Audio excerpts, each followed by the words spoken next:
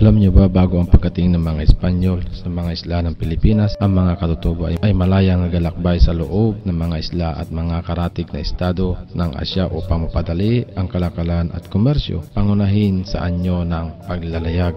Noong panahon ng pananakop ng mga Kastila sa Pilipinas, pinakilala ng mga Kastila ang isang dokumento sa paglalakbay sa Pilipinas na tinatawag na Chapa o isang kasulatan ng kaligtasan upang pumunta mula sa lugar patungo sa kanilang pupuntahan, na ginamit ng mga katutubo mula ika-16 hanggang ika-17 siglo. At pagkalipas ng mga panahon, ang mga pasaporte ng Pilipinas ay inilabas matapos makamit ang kalayaan mula sa Estados Unidos noong 1946. Ang mga pasaporte ay inutos na ilimbag sa Pilipino sa unang pagkakataon sa ilalim ni dating Pangulong Diosdado Macapagal. Pagkatapos ay pinatupad sa ilalim ng kanyang kahalili na si dating Pangulong Ferdinand Marcos. Sa kasalukuyan, ito ay nakalimbag sa Pilipino na may mga salin sa Ingles. Ayon sa aking pananaliksik, ang kauna-unahang Pilipino na nakamit ng Filipino passport ay walang ibang kundi si Elpidio Rivera Quirino, ay isang Pilipinong abogado at politiko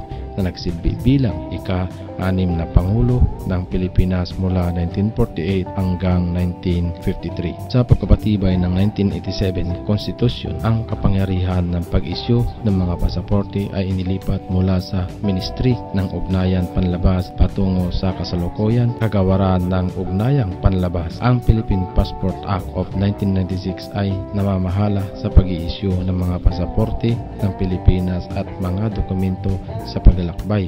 Ang mga pasaporte ng Pilipinas ay binigay lamang sa mga mamamayang Pilipino, habang ang mga dokumento sa paglalakbay sa ilalim ng Section 13 ay maaaring maibigay sa mga mamamayan na nawala ang kanilang mga pasaporte ibang bansa. Gayon din, mga permanenteng residente na hindi makakuha ng mga pasaporte o mga dokumento sa paglalakbay mula sa mga ibang bansa. Noong Mayo 1, 1995, ang mga berdeng pabalat ay pinasimulan sa mga regular na pasaporte sa unang pagkakataon. Ang barcode ay ipinasok sa mga pasaporte noong 2004. Ang bagong pasaporte na pinahusay ng seguridad ay isang paunang kinakailangan sa pagpapalabas ng mga bagong pasaporte na nababasa ng makina na unang ibinigay sa ang publiko noong September 17, 2007.